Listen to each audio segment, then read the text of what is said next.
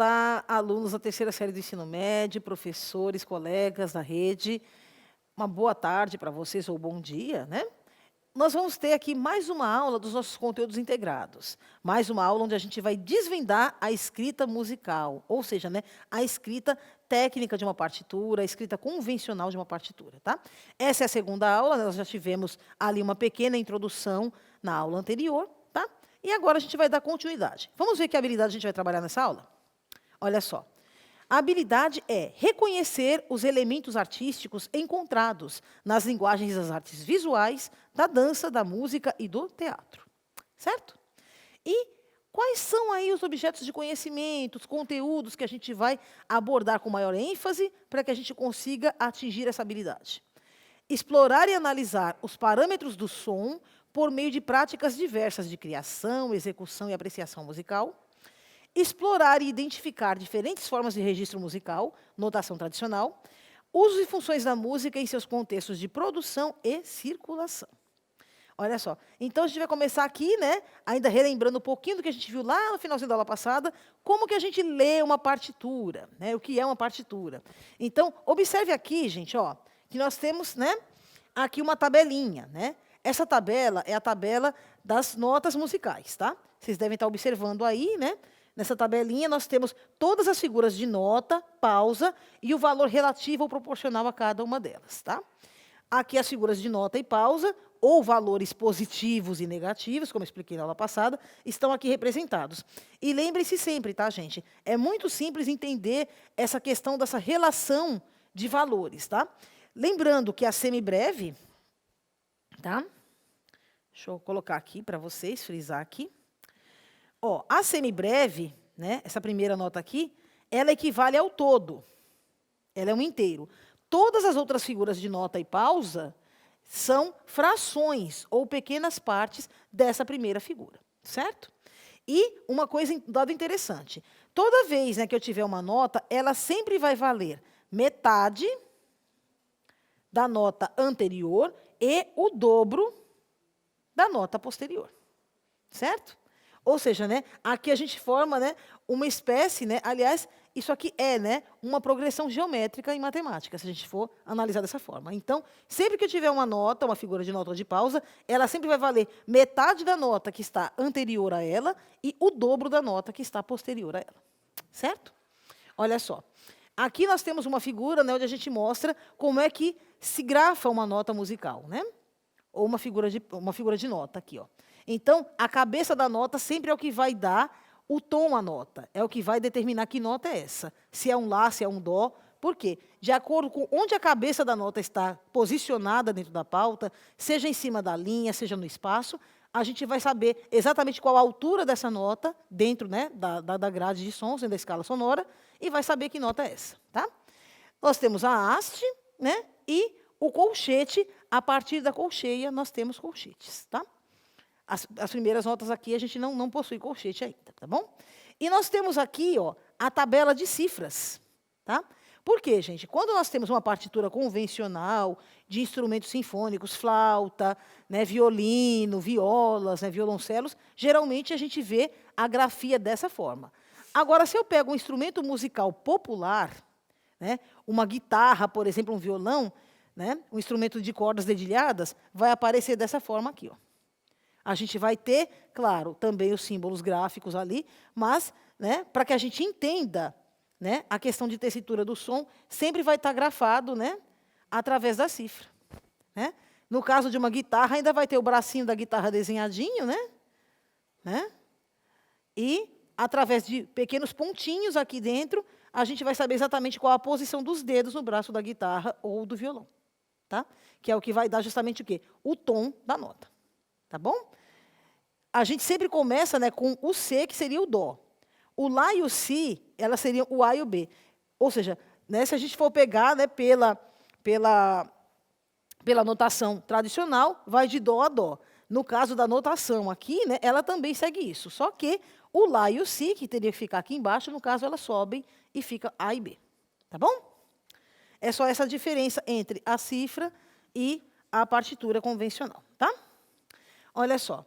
Então, gente, a gente pode também, né, fazer esse trabalho com as frações. Lembra que a gente viu lá na primeira tabela que todas as notas, né, são frações de uma primeira nota? Apenas a semibreve representa o todo, ou um inteiro, e todas as outras notas musicais são frações ou pequenas partes, porções da semibreve? Então, tá? Então, gente, a gente percebe aqui, ó, que a mínima equivale a metade de uma semibreve e ao dobro da semínima. Olha só, tá? Então, aqui, ó, quando eu vejo esse 1/2, eu sei que esse valor relativo aqui, ele é o valor relativo da mínima. Certo? E ao dobro da semínima. A semínima seria o quê? Né? Seria esse outro valor aqui. Seria um valor aqui. Aqui, gente, tá? Aqui está diferente, tá? Aqui, a semínima seria 1/4. Tá? Semínima 1/4. E colcheia já seria 1/8.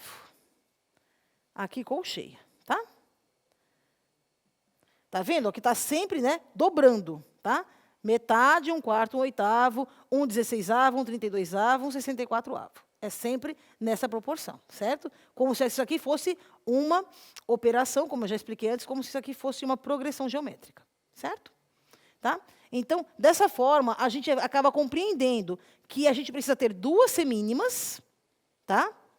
Duas semínimas dessa, para nós termos o valor de uma mínima, tá? Assim, 1/4 e mais 1/4 dá igual a 2/4, que a gente, né, isola, né, e forma mais 1/2. Tá bom? Então, a gente conclui que 4 semínimas equivale a uma semibreve. Tá? Lembra disso aqui, ó. Tá? O valor relativo dela, né, é de 1/4 em relação à semibreve. Para que eu tenha uma semibreve inteira, eu tenho que ter quantos quartos? 4/4. Ou seja, 4 semínimas dessa. Certo?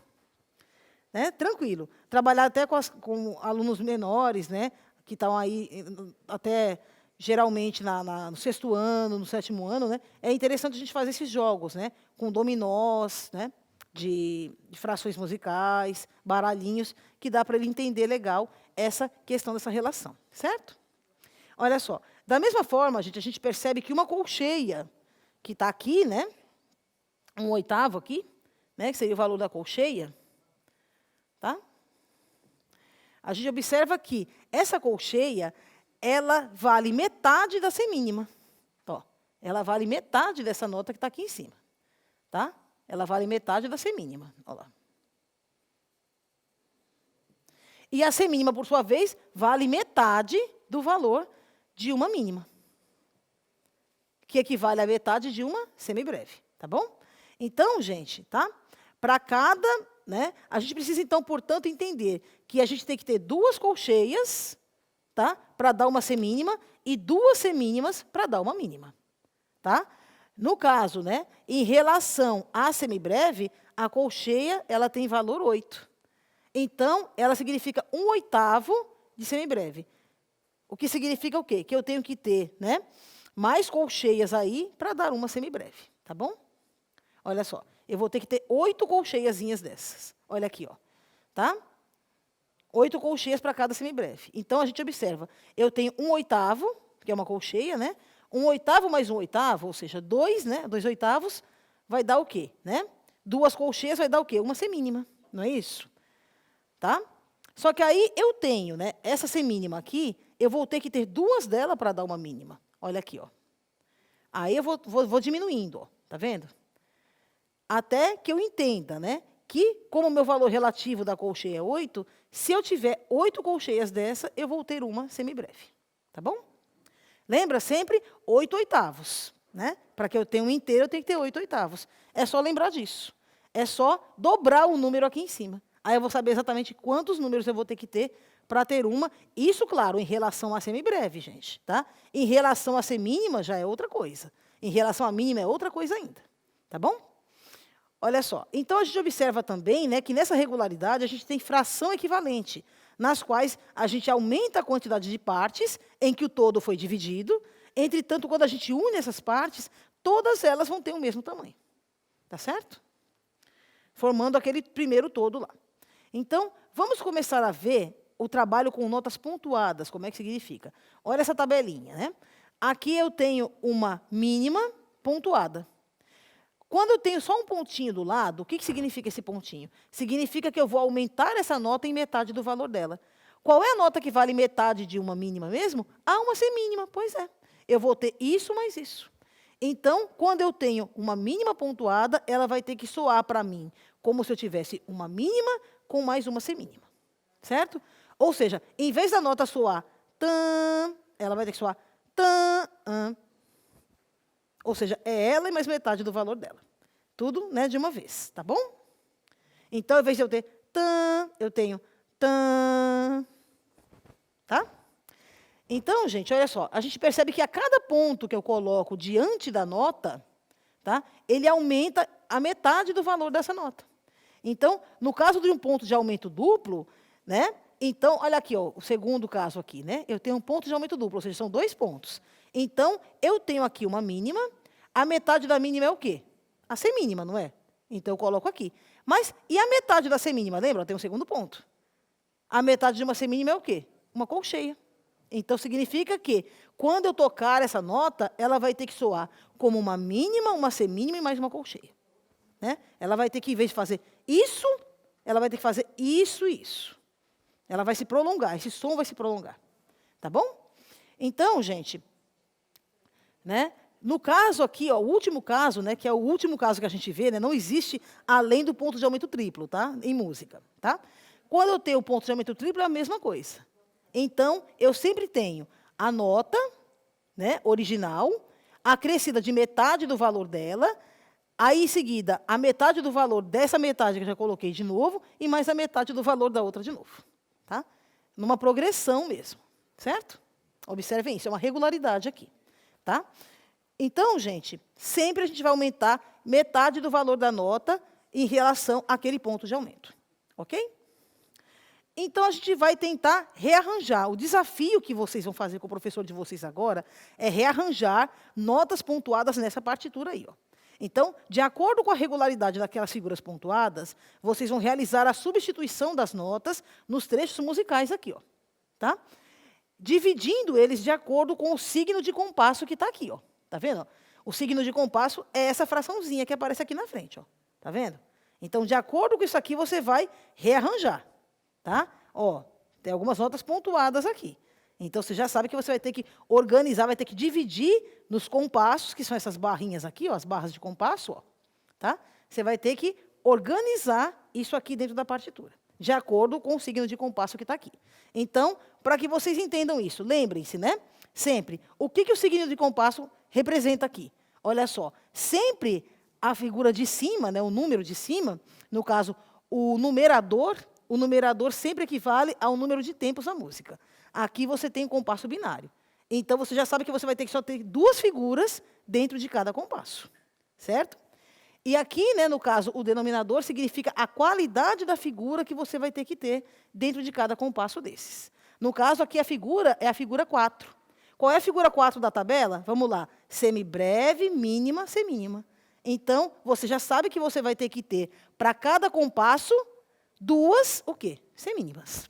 Tá? Certo? E aí você vai fazendo essa correspondência entre todos, e depois você vai dividir aqui, de acordo, inclusive, com essas figurinhas pontuadas que aparecem ali. Certo? Agora vocês vão ter um tempo com o professor de vocês para tentar realizar esse desafio.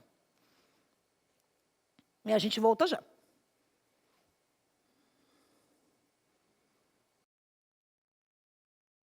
Agora que vocês já tiveram um tempinho com o professor de vocês, né? A gente, então, agora volta, né, falando aí como que vocês vão entender essa questão dos tempos de uma música. Tá? Então, de acordo com o método, né, Kodály, né, ou, né, o grande maestro, né, Zoltán Kodály, ao invés de inicialmente grafar de uma forma convencional a nota, ele escreve o nome da nota, ou uma associação, né, onomatopaica entre o som a ela atribuído, de forma que vocês leiam solfejando e visualizando o tempo de duração. Olha aqui, ó. Tá, ti, ti, tá, si. Tá? Então, ele vai colocando dessa forma. Tá? Isso aqui faz parte, né, das descobertas de Kodály para poder mostrar o tempo de duração de cada nota. Então, aqui, ó, eu sei que essas notas aqui são colcheias. Elas valem o quê? Cada uma delas vale metade de uma semibreve. Se a semibreve vale tá, aqui eu tenho ti, ti. Né? Aqui, ó, já vale o dobro daqui. Então, eu tenho tá, tá? E assim vai.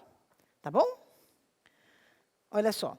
Então, gente, agora a gente vai falar um pouquinho, né? Novamente aí do signo de compasso, que eu já expliquei lá na frente, né? A gente aqui está observando o trecho de uma partitura.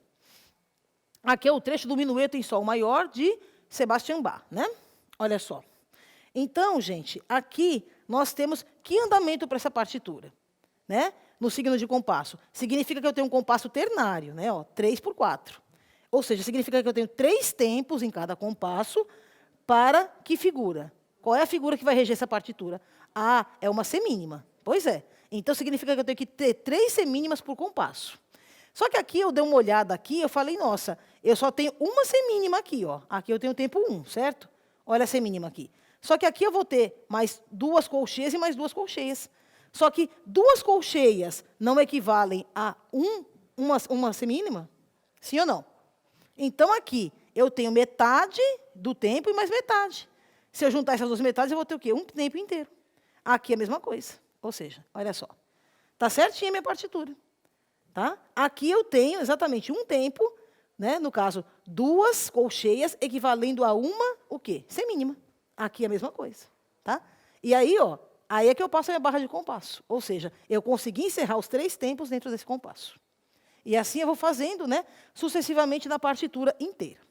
Certo? E agora, gente, para a gente reconhecer a melodia, vocês sabem me dizer, só de olhar aqui, que canção é essa? Após vocês descobrirem, né, que canção é essa, que música é essa, vocês vão separar as sílabas da palavrinha, tá? E escrever cada uma delas embaixo de uma nota. Ou seja, cada fonema, som da fala, corresponde a uma figura. Tá? Certo? Observem, olha aqui, ó. Eu tenho o quê? Né? Pelo signo de compasso, eu vou ter o quê? Um compasso ternário. 3 tempos, eu tenho que ter 3 tempos, né, antes de ter o quê? A minha figura de, né, a minha barra de compasso, separando um compasso do outro. Então, eu tenho que ter 3 tempos, não figuras. Às vezes, mais de uma figura representa um tempo, como eu mostrei lá anteriormente, certo? Então, aqui, eu vou ter que ter 3 tempos, o equivalente a 3 tempos, dentro de cada compasso. Né? Lembrando que quem rege a minha partitura aqui, quem é? É uma semínima, uma figura 4. Certo? Olha só.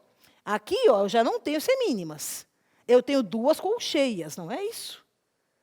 Cada 2 colcheias vale o quê? Uma semínima. Então, aqui eu tenho um tempo só. Só que aqui eu tenho uma pausa de quê? Lembra lá das figurinhas de pausa? Isso aqui é uma pausa de quê? Uma pausa de semínima, não é? Tá? Olha lá, aqui eu tenho uma pausa de semínima. Tá bom? Significa aqui, ó, que eu vou ter mais tempos aqui dentro. Tá? Essa música, ela não começa tética, né? Ela começa na crúsica, ela começa com uma pausa, e não com uma figura de nota. Certo? Então, vocês vão tentar reconhecer essa música, tá? Com o professor de vocês. Tá ok? Daqui a pouco a gente volta para tentar definir esse enigma. Tá? Só um minutinho, a gente volta já.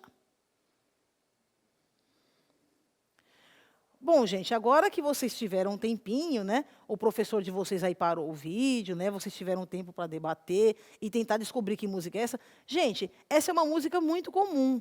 Todo mundo já ouviu alguma vez na vida, já cantou alguma vez na vida essa musiquinha, tá? Isso aqui, gente, é uma partitura de parabéns para você.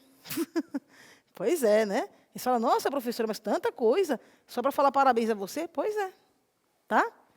E agora vocês vão poder o quê? Dividir, tá? Então, aqui eu tenho parabéns para você. Ó, C, porque aqui ele vale 2 tempos. Nesta data querida. Tá? E aí vai embora. E aí vocês vão separando as sílabas, né? Parabéns, você vai escrevendo embaixo. Tá? Que, ou seja, você transforma essa partitura, ela tanto é uma partitura para você tocá-la, como também para você cantar. Certo? Então, é isso aí. Então, gente, O último desafio da nossa aula de hoje é realizar a leitura de uma partitura. Então, utilizando esse trechinho abaixo aqui, ó, tá? Os professores, né, de vocês vão separá-los em 4 grupos diferentes, tá? E solicitar que, após a explanação do tema, né, depois que ele explicar para vocês o que ele quer que vocês façam, vocês têm que procurar ler a partitura das seguintes formas em aproximadamente 10 minutos, olha só. Primeiro, vocês vão tentar utilizar a percussão corporal, ou seja, reproduzir esses sons através, né, de batidinhas no corpo. Certo? Extraindo sons de objetos à sua volta. Então, vocês podem, né, batucar sobre uma mesa, né? Tá? E depois vocês vão solfejar ou cantarolar essa melodia sem exceção da letra. Lá, lá, lá, lá, li, lá, lá, lá, lá, lá, lá, lá, lá, lá, né? Algo assim, tá? Então, é o desafio da nossa aula, certo? Bom, gente, nós ficamos por aqui. Espero, né, que vocês tenham conseguido entender um pouquinho mais como funciona a leitura de uma partitura convencional. Muito obrigada e a gente se fala. Até a próxima aula.